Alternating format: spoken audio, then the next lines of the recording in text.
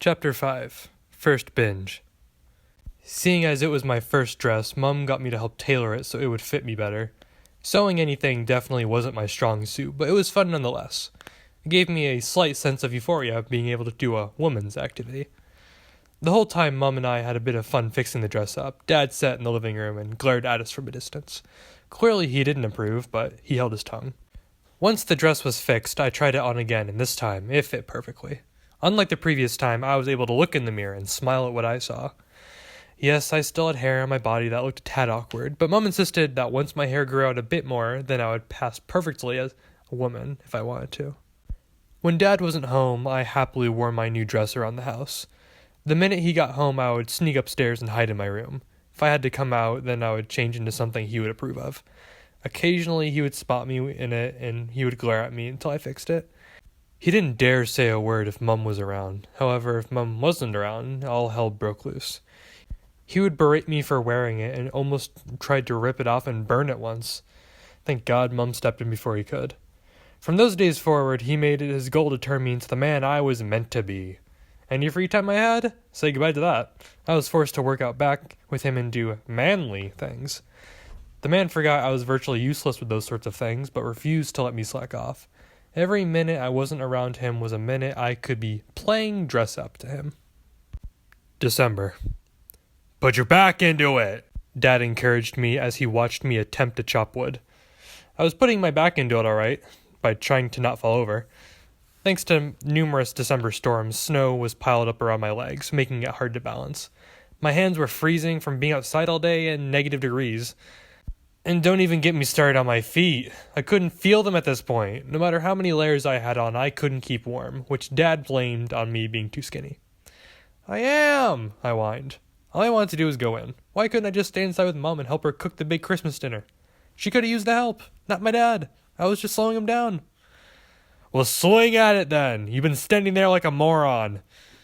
With a whine and grunt, I swung the axe. Missing the log entirely, the axe went right into the mountain of snow next to it. You're gonna dull the axe, Dad scolded me. It's not that hard. Well, I don't have the muscles for this.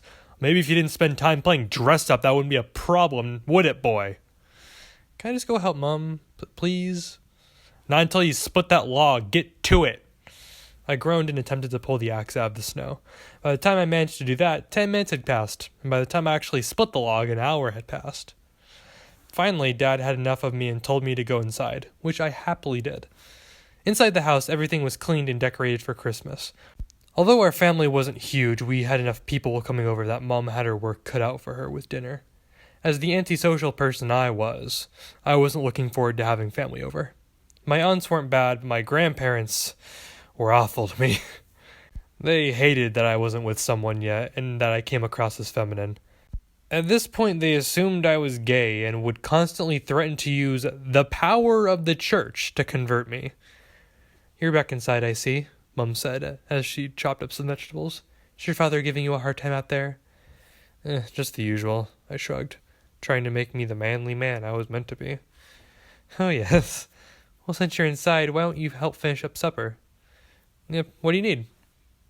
Later, everyone was over, and we were all enjoying supper together. During the visit, I stayed relatively quiet. Talking to my grandparents wasn't something I liked doing, so anything other than a bit of small talk was something I avoided. Sadly, it wouldn't be very long before they focused their attention on me.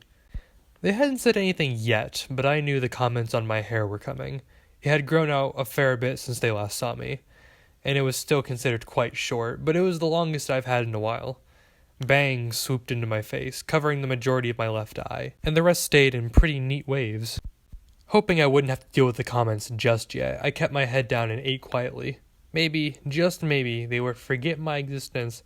Adam, my grandmother finally focused on me, and I tried to not visibly cringe at the sound of that horrible name. She wore a stern expression, one I didn't like having directed my way. I've seen you've grown your hair out. You plan on getting it cut soon, right? Well, no, actually, I mumbled hesitantly.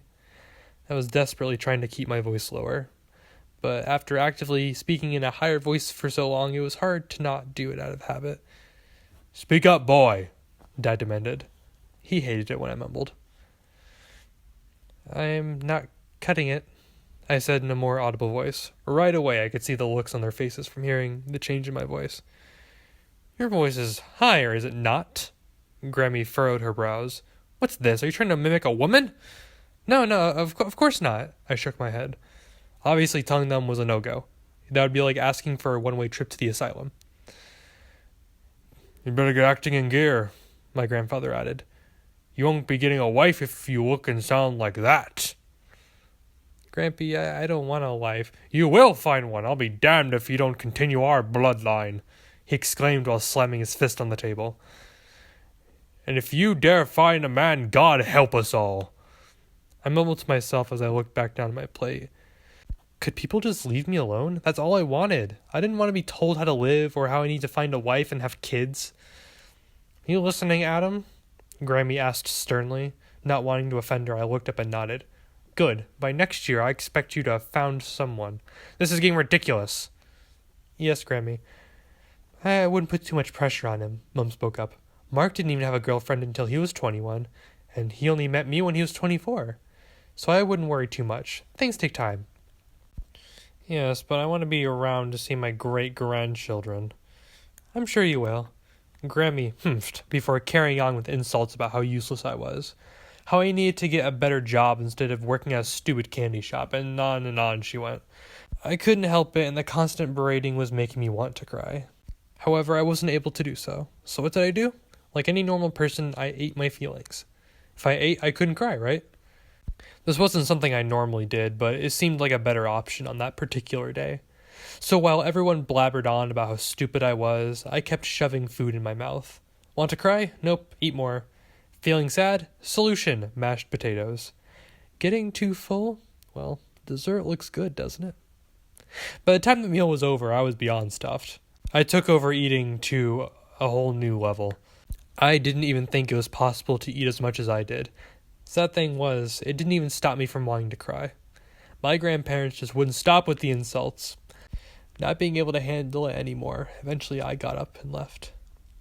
I waddled up to my room, clutching my poor stomach that was struggling to keep down all that I ate.